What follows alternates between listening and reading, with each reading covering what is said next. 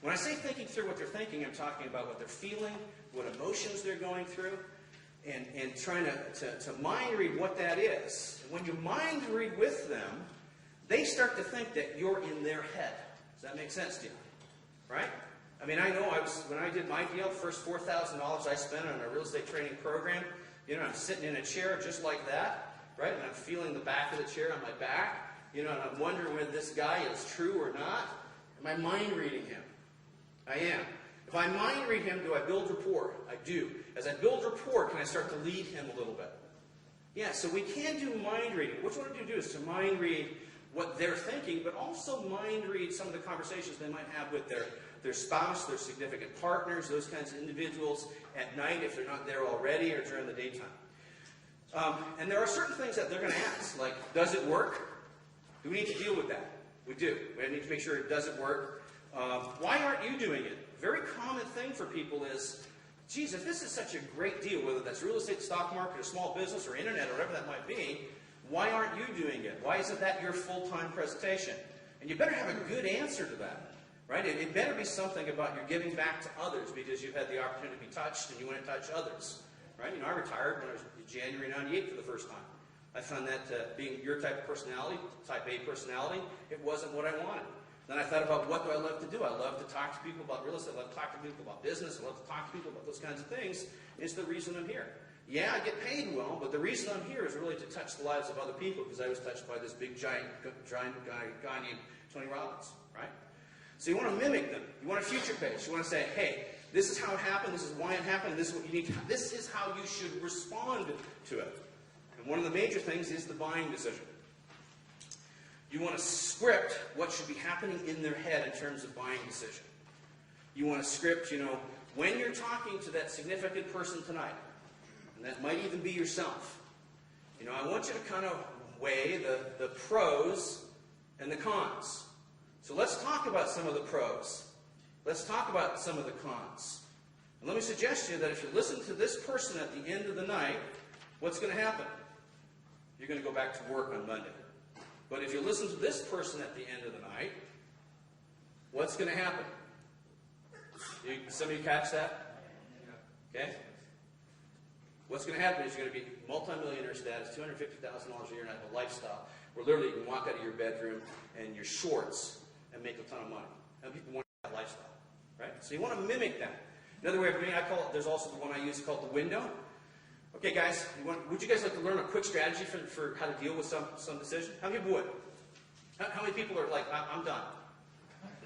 Oh, nobody. That's strange. But now some people should go, I'm all topped up. I don't need any more. Right? Okay, so here it is. This is what I use just before I do my closing. Just before I do my closing.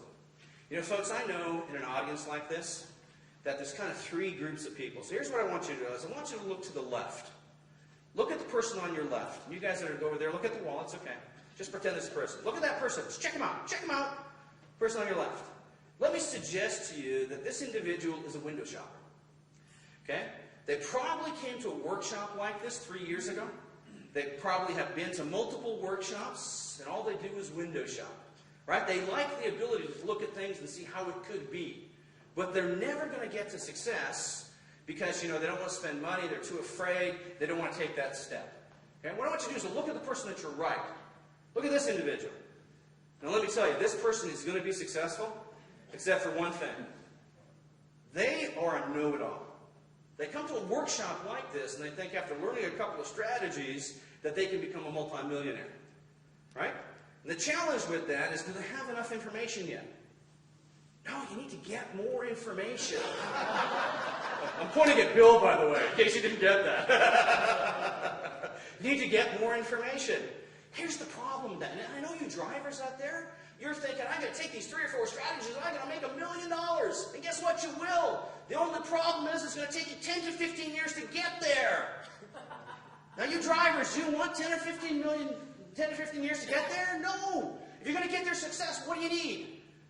More education. You need a coach. You need a mentor, somebody who's done it. Now let me talk to you about that person in the center. That person in the center is totally 100% committed to success. They want to be a multimillionaire in the next couple of years, maybe 2 or 3 years. They want an income stream of $250,000 or more. How many people are like that? They want to get to that level. No, seriously, how many people want to get, guys, how many people want to get to the level? If you don't put up your hand, man, if you can't put up your hand,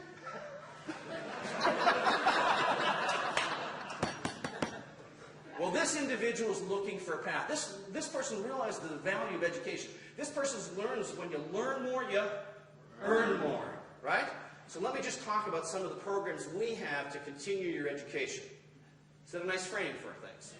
I basically said, you're an idiot, you're smart, right? Okay? Society pressures.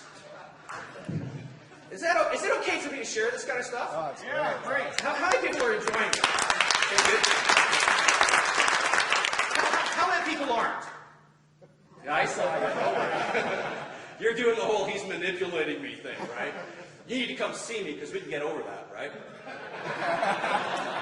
Together. You can't do it yourself, you need me too, right?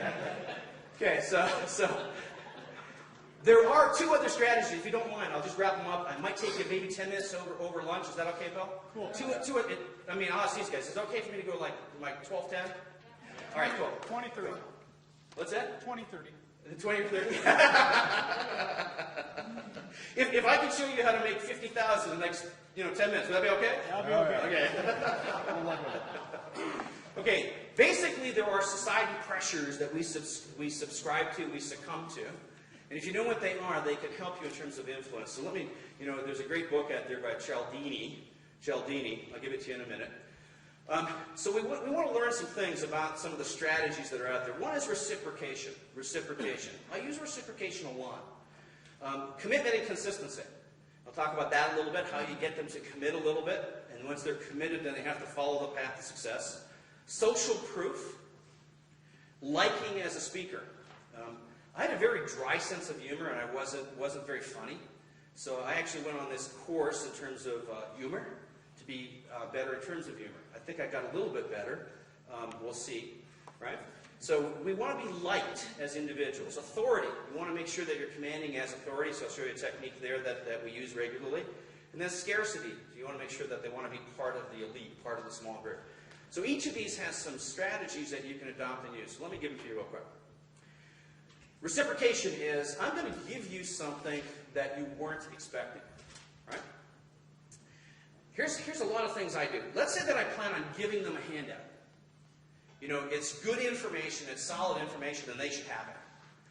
Maybe it's about the 40-40-40-20 plan in terms of investing in real estate or any kind of investment. They should have that information. Am I going to give that information to them in their book? No, where am I going to put that information? At the back, my instructors or my sales coordinators are going to hand them out to people so they build rapport as they're talking. Here it is. Nice to meet you. Here it is. Nice to meet you. Right? So I'm building people to go to the back. But I was going to give it to them anyway, but I don't do that. I say, hey, listen, I'm talking about the 40-40-20 plan. I've talked about that a little bit. How many people would like to have a 2-page article in the 40-40-40 plan? I hadn't planned on giving it. How many people would like to have that article? Okay? So listen, hey, Bill, do you think maybe we could get these printed to get to these people? Maybe you can get that done now, and at the break, you go to the break at the back and pick up that article. How many people would like to have that? Okay? Did I just create reciprocation with you? Did you think I'm going an extra mile for you specifically, and I was going to give that out anyway? What do you think? Okay, so you want to use reciprocation. I give out a lot of bonuses. I hand tapes out. I do a lot of that to get reciprocation back from individuals. Kind of reminds me of that person that's walking through the airport with the flower. They hand you the 50-cent flower, and then they say, that's our love gift to you, and what do they expect in return? $20. So anytime you can give more than expected, anytime you can give an additional benefit, make a big deal of it, even if it was something you're going to give them anyway. Does that make sense? Yep. Okay, so you want to make sure that you're adding some value. So reciprocation is very strong. Commitment. You've got to get them committed. A lot of people are window shoppers, and as window shoppers, we have to get them committed. What that really means is you've got to get them into the picture of that individual. How many people here are real estate investors and you want to influence other people to become real estate investors too? Okay, here's the problem. When they come see you, you're here, right? And they consider themselves to be a newbie, a nobody, and they don't know anything. As long as they consider themselves to be a newbie, a nobody, are they truly committed? No. No, they're window shopping. So one of the things I'll do in a workshop like this is to say, you know, if we're talking about real estate, is I'll say, how many people here are real estate investors? You'll get a couple of people, and then the rest of them, what will do? No. Okay, so from now on, if you want to ask a question of me, here's what you're going to do. You're going to stand up, you're going to tell me your name, and you're going to say, I'm a real estate investor, and then ask your question. Now, the reason I'm doing that is to get you used to being a real estate investor, because as long as you see yourself as not being one, you're never going to be one. Does that make sense to you? It's kind of like that, you know, you always hear the motivational gurus that say, hey, listen, if you want to become a millionaire, you don't say, I want to become a millionaire. What do you say? I am a millionaire. So you need to say, I am a real. Does that make sense for everybody? Can you play along with me over the next 3 days and just do that? Yep. How many people can play along with me over the next 3 days and do that? Okay, great. So in the morning, I'm a real estate investor, I'm a real estate investor, I'm a real estate investor, I'm a real estate investor, I'm a real estate investor, right? Okay. Saturday. This is what real estate investors do. They invest in their education. Commitment, consistency, next step. Does that make sense to you? Did everybody get that? It's the difference between I am this individual, and as this individual I need to do this, as opposed to I'm still not that person. Does that make sense to you? Yep. Okay, so you've got to get them in the picture, which means you've got to get them to say that's what I am, that's who I am. You also want to make sure that you use visual, auditory, and kinesthetic in terms of your presenting. There are visual people out there, auditory people out there, and kinesthetic people out there. If you don't know anything about NLP, I would suggest very strongly that you learn a little bit about that. You know, Tony Robbins, in his book, Unlimited Power, had some stuff about NLP, Don Lemoyne, Unlimited Selling, and some of those persuasion books. Excellent stuff in terms of, you know, how you can use some of those techniques and tools in terms of motivation and influence. So you want to make sure you're picking up some of those tips. Visual people, they say things like, I see things, I imagine things, the life is a movie. Do I need to make sure that I talk that way to them? Do I need to talk in pictures? Yeah. I do. And then there's other people who are auditory and you talk in terms of the words, the timbre, the quality, the sound, the pace. And there's other people who are kinesthetics, they're more feeling oriented, right? You know, I feel the pressure of that decision, right? And you need to connect with them at a deep level because you will. Okay? So you want to make sure you're doing that, right? Social proof, very powerful. And I've had the rare privilege of spending time with 50+ millionaires. Is that a social proof piece? It is. You know, in addition to which, I have my own book coming out, right? M2, Quest for Multimillionaires. You know, authors, do they have a different respect than other people? Yep. Quite often they do, so you might want to build that kind of social proof. Any kind of social proof, testimonials, whatever that might be. Okay?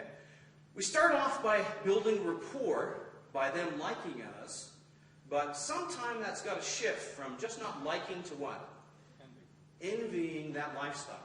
So quite often I talk about the fact I sat in a real estate workshop just like you did. I spent $4,000 my first 4 days, wondered whether it would work or not, 3 kids, family, whatever it is. Then I start, you know, later on talking about the fact that, you know, I love going to the Atlantis Hotel. How many people have been to the Atlantis Hotel? Man, I go there 4 or 5 times a year. That's such a beautiful hotel, you know. You've got the lagoons, you've got the shark tanks and the dolphins, you can go on the dolphin trip and all those kinds of things, right? Is that a lifestyle that they don't have? It is. I have a 911 Porsche, whale tail, right? Do I mention that at some point in the presentation about my Porsche? What do you think? Sure. So they start to envy that a little bit, right? Because he's got that lifestyle. Because that says, well, if I want his lifestyle, what do I have to do? Do what he did. Does that make sense to everybody?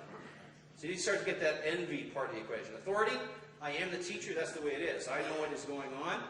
I can also do something called geographical embeds. Geographical embeds. Here's a geographical embed. I've had some great mentors in my life. Imagine there's a chair here, right? I'm touching the chair. One of my mentors in my life is a guy named Tony Robbins. Everybody know who Tony Robbins is? Yep. Everybody know who Tony Robbins is? Yeah. Do you know who Tony Robbins is? Yes. He's that guy that's the personal power guru, the motivational guy. Remember him? Multi-millionaire? Okay. Tony, you know, changed my life. He got me on the path of success. He got me to start looking at things differently. How many people would like to look at things differently, get on the path? Well, Tony was that kind of guy for me, right? And this is what, I sit in the chair, this is what Tony said to me. Who have I just become? Tony. Okay? Does it have to be somebody you know? Hey, one of the guys that I really respect is a guy named Sir John Templeton. Does everybody know who Sir John Templeton is? Sir John Templeton Funds, billionaire. You know who Sir John Templeton is? Templeton Funds, everybody get that? Billionaire guy? Okay? You know, very successful in terms of business. Well, you know, Sir John has a real estate strategy. Did you know this? He's a billionaire in the stock market, but he has a real estate strategy. Would you like to know what that real estate strategy is? Yeah. It's literally, sit in the chair. Location, location, location by the beach. The property that we have for sale is at the beach. Who have I become? Sir John Templeton telling you that is. Geographical embed. Very powerful. Or my mentor, whoever it might be. But use it and then sit into the place. Go into the place. Right? So scarcity, there's only a few left. Only the first 5 will get the special bonus. You know, in an audience this size, we only have 5 places, 5 spots. Condition response for them to get the bonus. We want to make sure that that happens. The last is just, I want to talk just briefly about language. Language is the difference between having a very successful sales presentation and not. So you want to start to be good at language. And when I say language, what I'm talking about specifically is changing our language to meet the 4 personality styles, but also changing our language to adopt some powerful language patterns that work. Powerful language patterns that work are things like agreement frames. How many times have I said, "Are you with me?" Does that make sense? Am I moving in the right direction? How many times have I said that? I've said that at least 100 times in the 90 minutes I've been here. Why am I doing that? To keep you engaged, to keep you saying yes, yes, yes, yes, yes. If I keep doing that, is that conditioning your response? It is. So you want to start to learn some of those language patterns and start to become a master of some of those language patterns. That probably means you want to take a look at some language patterns from the seasoned sales professionals, but you also want to take a look at NLP, and you also probably want to take a look at hypnosis as well, because hypnosis can be pretty good in terms of it. You can use stories to sell. I don't have enough time to really go in how to construct a story, how to use a story to sell. But stories are great ways to deal with belief systems, because what happens is people go into an alpha state. Everybody know what an alpha state is? Yeah, it's more relaxed. It's just a state of brain. It's a brain pattern that hypnosis actually fires off, right? It happens normally. Anybody been driving down the highway and all of a sudden you're going like, where was that exit? You went into alpha state. You started to get into a very relaxed state. And while you were in a very relaxed state, something happened, right? So you can use stories to create those kind of states. And I would suggest you become very good at language patterns, mastering some of the language patterns, taking a look at books about hypnosis.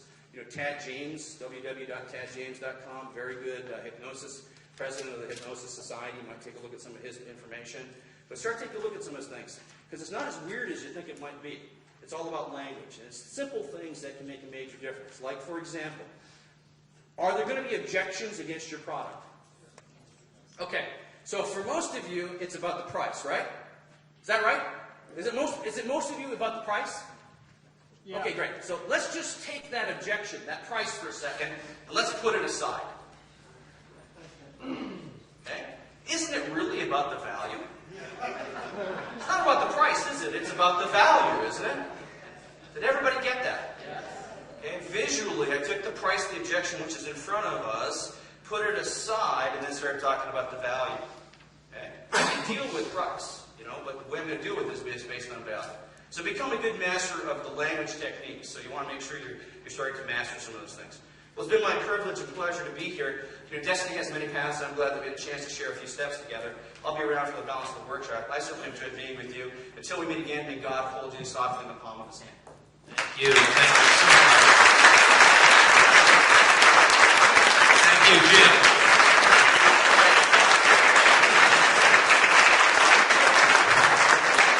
Have a couple last bonuses. Thank you. Appreciate it.